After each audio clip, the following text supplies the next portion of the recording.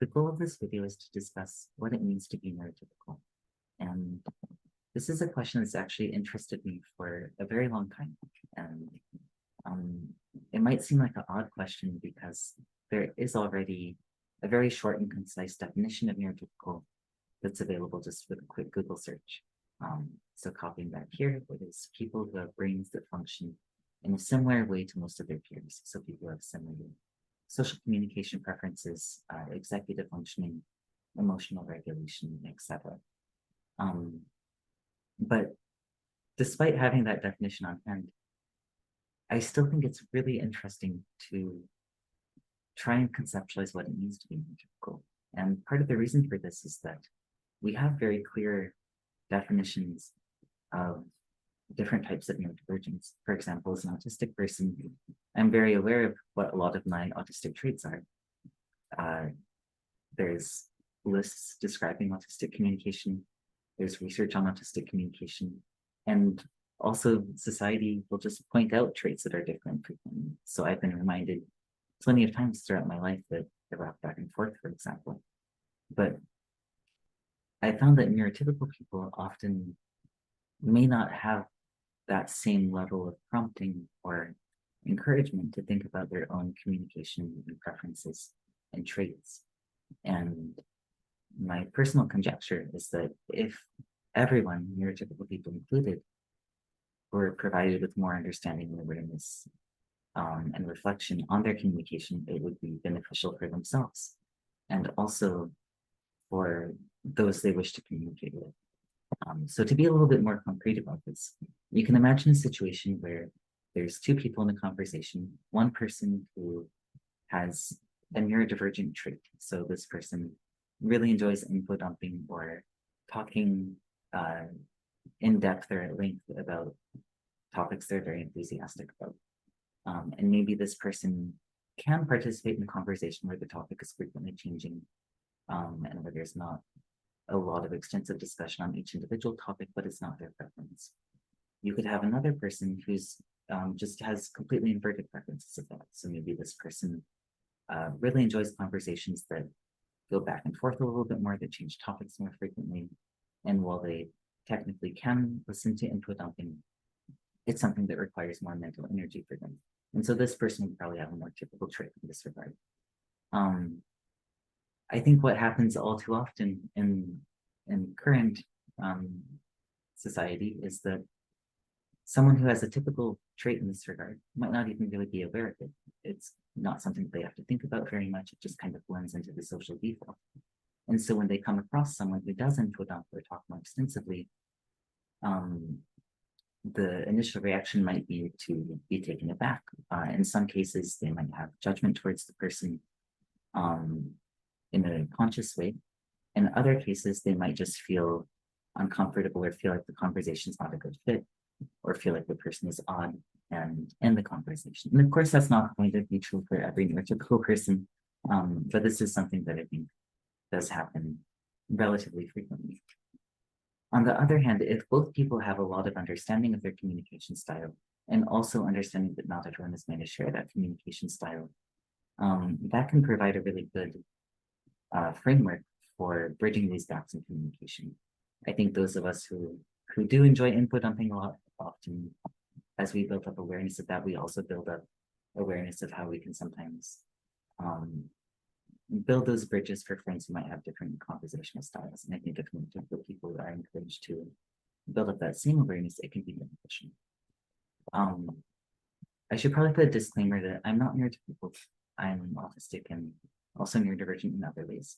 And I'm also not in any way claiming to be an expert on neurotypical communication here. These are really just anecdotal observations in many cases throughout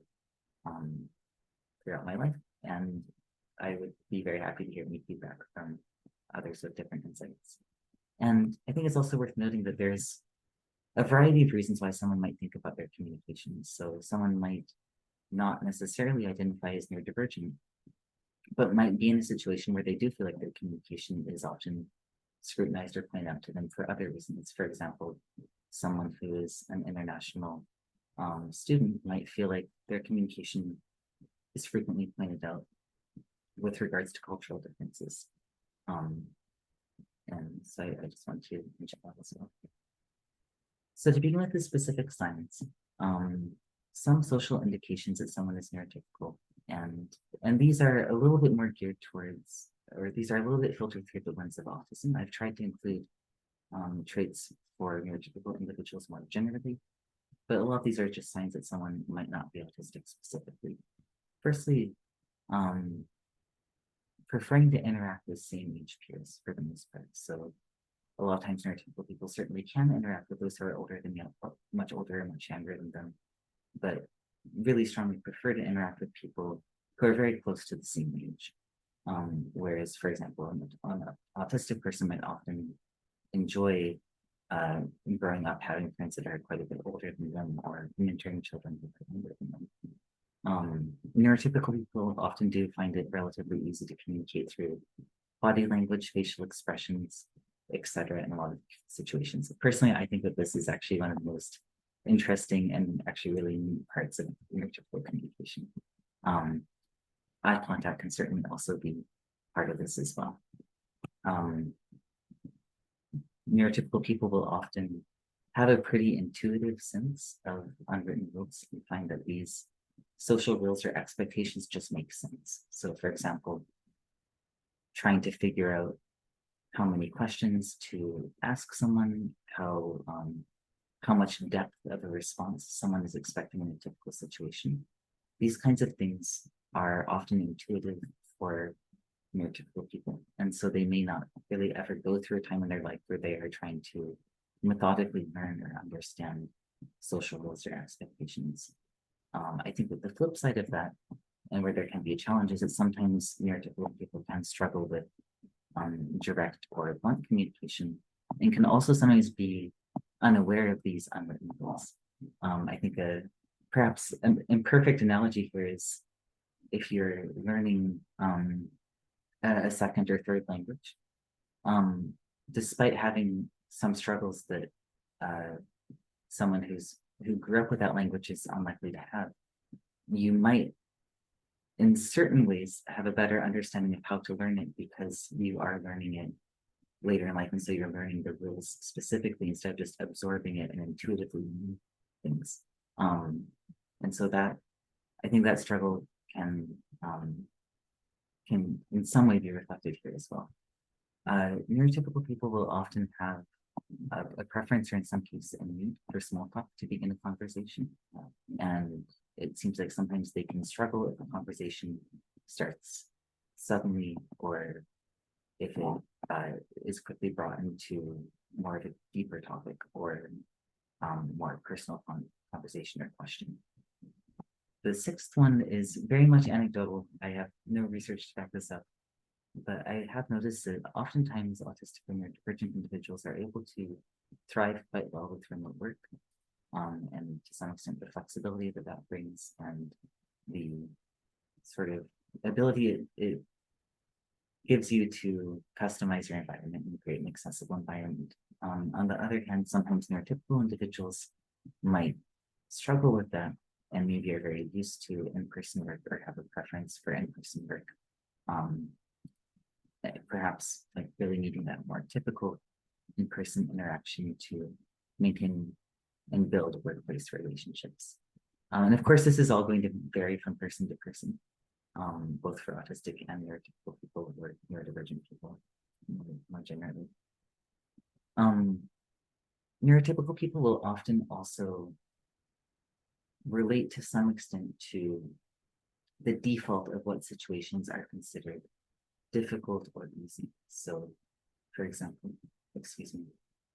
public speaking is generally considered to be a much more stressful event than an unstructured social party that's meant to be fun. And for most neurotypical people, that order will roughly make sense or will roughly follow what they find easy or difficult. And so it's something they don't often have to think consciously about, again, with some exceptions. Whereas sometimes for neurodivergent people, we will find an event that's supposed to be very easy or fun, a little bit overwhelming or a little bit unpredictable. And on the other hand, may find something that is generally considered challenging or work intensive to be very refreshing and enjoyable. And another one that perhaps is a little bit less autism specific and more related to neurodivergence in general versus neurotypical communication is social intensity. So neurotypical individuals will often have a social intensity that mostly matches what people expect. So they may not be perceived as aloof or intense in most conversations. And I think it's worth noting that all these points are in the context of environments that are predominantly neurotypical or geared towards neurotypical individuals. I think some of this might change in a different environment. So the challenges can be if a neurotypical person is in communication with a lot of neurodivergent individuals, then the double empathy gap comes into play. And the neurotypical person often will need to be a lot more conscious about their communication, whereas the communication between the neurodivergent individuals may, on average, flow more naturally. This is a little bit tangential, but one interview I found that was really, really interesting to me was of an actor who was not autistic and was playing an autistic character. And he was discussing how he felt very exhausted throughout it, how it was very stressful for him. And personally, I think that it can be great to have an autistic character played by an autistic actor if possible. But the reason that the interview stood out to me is that it reflected how a neurotypical person, if they were expected to try to do their best to mimic autistic communication, would often experience, even just within that confined time period of a specific job and role that wasn't necessarily 24/7, would experience a glimpse of sort of the stress that autistic individuals often feel with the pressure to be more neurotypical. So I think that's kind of a unique perspective as well. Other social challenges that very, very generally speaking, neurodivergent, neurotypical people may have is that I think the intuitive ability to understand social norms and to follow them can sometimes be a really, really helpful thing. In other situations, it can make it harder for neurotypical to shape these social norms and expectations. There have been studies showing that a neurodivergent strength is that neurodivergent individuals are often able to readily question social norms or expectations when needed. And I think that can sometimes be a little bit more of a challenge for neurotypical individuals. And one very anecdotal tendency I've noticed is a tendency to sometimes conflate things. And I think again, this comes down to if you're in an environment where the most common ordering of events in terms of difficulty just makes sense to you and makes sense to most of the people around you, or if you're in an environment where things just tend to go together. So for example, for you and for almost everyone else that you know, friendship means going to group outings together. It might be hard for someone to really understand when they're conflating things that aren't necessarily true for everyone. So not everyone necessarily really has to conflate friendship with going out in large groups. And so this tendency, I think, can again just be observed a little bit more in people who are relatively more aligned with default modes of communication. There is certainly social privilege for neurotypical individuals, and again, this is going to vary a lot from person to person and based on other aspects of their life experience. But some examples of these are that in some cases, neurotypical individuals will feel like most of their disagreements are over real differences of opinion or perspective rather than misunderstandings. So instead of feeling like a disagreement stems because they weren't able to convey their intention or their intention wasn't understood by the other person, or the other person's communication was confusing for them, the disagreement is more due to the actual thing that they wanted to communicate with the other person having a different perspective on this, especially in an environment where they otherwise feel trusted and respected by the person they're communicating with. Most conversations may flow in a way that makes sense to you. So we see that with small talk, right? I think neurotypical people generally, they may not love small talk in every instance, but they may find it helpful sometimes to ease into a conversation. And that is really built into the way that a lot of our conversations work, where that small talk is often expected as a build-up to the conversation.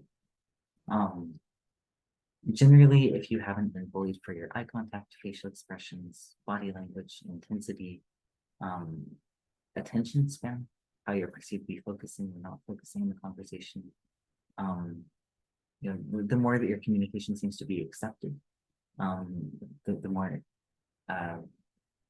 that there is that element of neurotypical privilege. And I think that it's certainly possible to have elements of neurotypical privilege, even if we are neurodivergent. Personally, I haven't really experienced bullying for certain traits that other neurodivergent individuals have, and that doesn't mean I'm neurotypical, but it is one aspect of privilege. I think a huge one is disclosure. One of the main benefits of being the default is that if you're meeting new people, you just kind of assume that your communication, even if they don't share it, they probably understand it or they've come across it before. And so you're not going to have to worry about when or at what point you need to share information about your communication differences. Another privilege is being able to always speak if you need to, which is true for the majority of neurotypical individuals. So being able to speak to communicate. Being able to trust your memory or perception of the situation, not feeling like you have to question whether others have the same sense of reality that you do, or whether you imagine things or forgot something. And if you're suspicious or distrustful of the person, again, being able to generally trust your perception that others may generally agree with you. One metric that I found a little bit hard to put precisely into words, so it's on its own slide here. But it is the concept of effort aligning with the person's goal. So the somewhat cryptic words here, eye contact versus hopping on memory. We know that one social expectation, especially in Western culture, is eye contact. That eye contact can be expected sometimes as a way of telling people that you're paying attention, that you're engaged in a conversation. And something that will often come up when discussing how neurodivergent individuals mask is the fact that everyone has to put effort into social interaction, whether you're autistic, non-autistic, neurodivergent, neurotypical, etc. And I think that's true, certainly. But the difference, or at least one of the differences, is that for neurotypical people, generally speaking, the effort will go towards their goal. So they might have to put some effort into making eye contact, but that eye contact is helping them engage in the conversation. It's helping create a comfortable and collaborative conversational environment. And this is very much speaking in generalities. Whereas for an autistic person, that eye contact might feel like a totally arbitrary task, or in some cases, an overwhelming task that's taking up this extra energy and really isn't helping them focus at all. In fact, they'd be able to focus better and meet the overall goals of engaging in the conversation much better if they were able to not make eye contact and just save all their mental energy to listen to what the person is saying. So I think the neurotypical version of that would be if you were expected to hop on one leg in order to show that you're attentive while making conversation, something that feels totally arbitrary and unnecessary to you in most situations. That for most people probably don't help. So in general, if you feel like most of the social expectations of you may take energy, but kind of make sense or kind of help you meet the goal, that I think is an experience that a lot of neurotypical people may have. And so it could be a sign as well. As far as routine, I think with neurotypical people, there certainly can be a level of routine. There can be intense interest, there can be a favorite interest, but the degree may be quite different. So someone may have a favorite song, may repeat it a few times, may be less likely to repeat it, hundreds and hundreds of times on the may have a variety of interests to different degrees, but may not have any of those interests really be characterized as obsessive, may not really have any interest that they could easily think about for an extremely long time and just constantly find it refreshing and engaging and enjoyable. So there typically is more of a limit or more of a ceiling on how much someone could think even about their very favorite interest. But on the flip side, enjoying a broad variety of different things. Um, in a kind of flexible way, which can be nice as well. Neurotypical people may generally find that the world is relatively well adapted to their degree of organization and also their degree of routine and spontaneity. So, extremely precise or fixed schedules, or extra information to build in predictability, like for example, pictures of where an event's going to be held, or assurance that something's going to start or end on time, might feel unnecessary, or might even feel like too much information for some neurotypical individuals. And at the same time, most places will also provide like approximately the amount of spontaneity and variety that someone might enjoy as well. Number 4 is a little bit of an unusual one to add here. And this certainly, again, is going to really vary from person to person, but it seems like anecdotally, the COVID lockdown is certainly a really stressful global experience.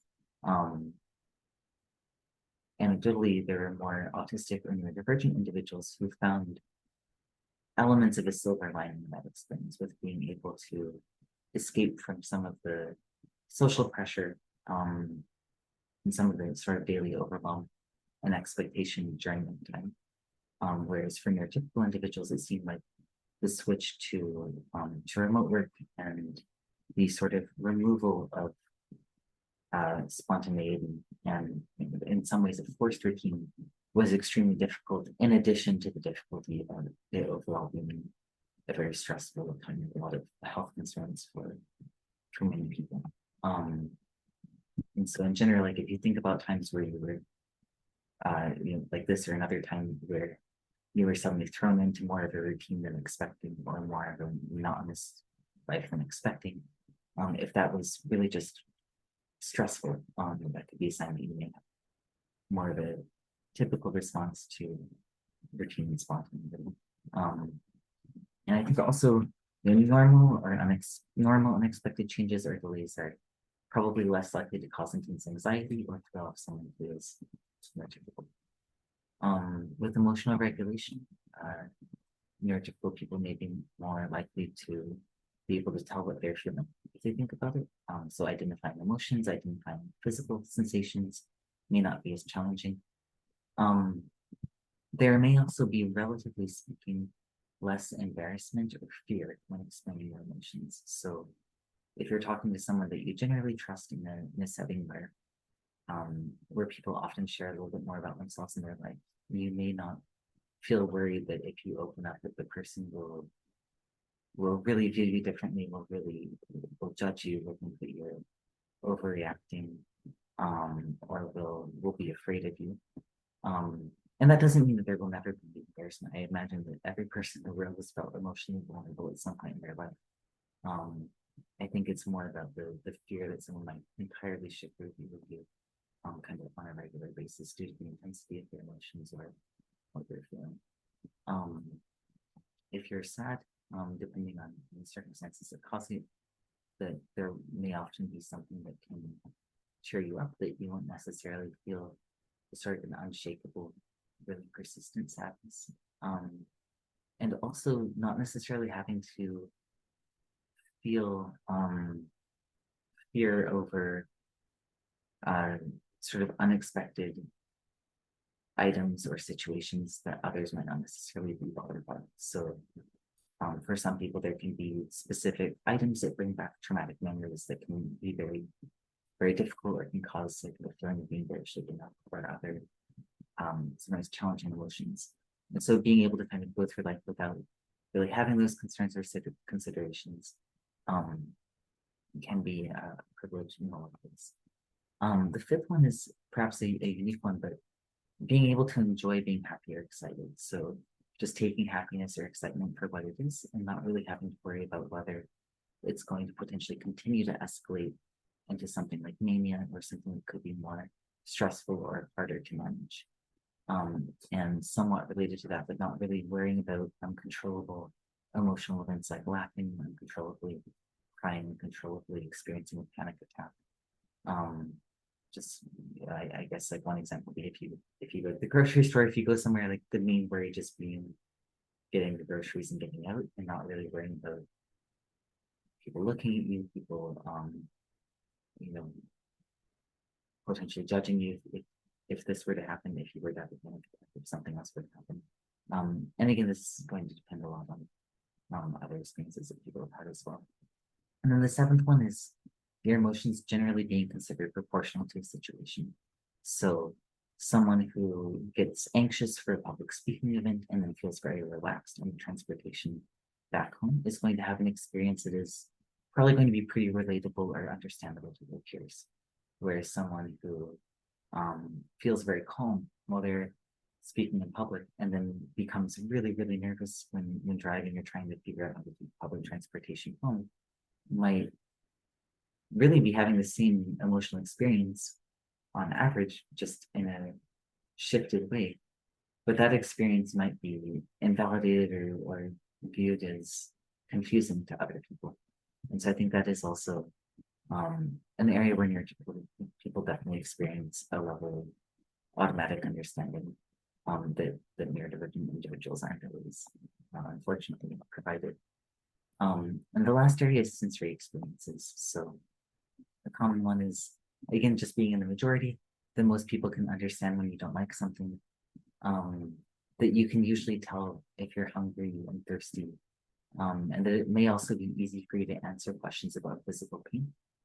Again, if you're in an environment where you feel like people are taking your pain seriously, which unfortunately is not the case for everyone, but just the communication of, for example, a number on a 1 to 10 scale, identifying that isn't necessarily the barrier to getting care if that number is listened to and interpreted properly. Whereas for sometimes neurodivergent individuals, identifying that number in the first place can be challenging. And even if we do identify that number, it might really fall outside the expected ranges. So you might be feeling much more pain than was expected or much less pain than was expected.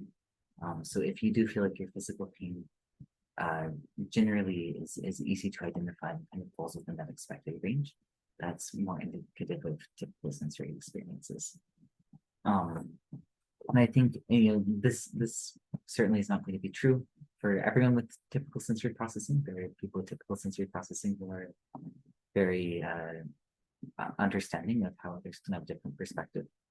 But it is unfortunately too common for some people to just be really confused about why others could be impacted by smoking and to just view sensory combinations, for example, someone being overwhelmed by lights or someone being overwhelmed by noise or smells, is the person overreacting or being fussy. And so if it is something that you felt confused by or at times judgmental towards, that could be a sign that you may not have really had to have thought about it much from the person's perspective, because most environments probably are catered to meet their needs. I think that anyone, if they're in an environment that is really sensory unsuitable for them, like whether that's due to the temperature being way too high or too low, or just an overwhelming amount of noise or chaos for them, there is a point where everyone would feel overwhelmed. So if you haven't felt that, that is a gift. Being able to eat food that you don't like without pain. I think this is where I think sometimes in an odd way, people's desire to relate can unfortunately end up deepening a misunderstanding. I think sometimes someone with typical sensory processing or can think that if a person is declining to eat a certain food or even to try it, that it's because the person must really not be willing to tolerate anything they don't like. Then I think, well, I have food that I don't like too. I can relate to that, but I can still try bites of food that I don't like. And while that may be true, for those people who do have sensory aversions to food, it's more than just not liking something. It can be physically painful, or it can be really distressing. An analogy would be for those of us who don't really have food aversions, if we were given something that's truly rancid to eat, no matter how politely or no matter how much we want to preserve the feelings of the person who's offering the food to us, we probably just couldn't do it. Or if we could, it would be an incredibly stressful situation. Um, if sitting relatively still is comfortable, that's also a more of a typical sensory experience. And then, again, I think trust in the reality of someone's experiences is a privilege that most people don't realize they have until until or unless it's ever called into question. So if you can just trust that what you're seeing is really there, that what you're hearing is really there, that what you're feeling is really there, that is one in a million. I guess privilege as well. So yeah, that's really kind of the tentative list I came up with. I'm sure that there's a lot of other points that could be added. Even going through them, realizing that there's areas of neurodivergence where I don't think I really thought of or understood as much myself, or come up with the neurotypical uh, twin to it. But hopefully this provides a little bit of a starting point. Thank you very much for listening.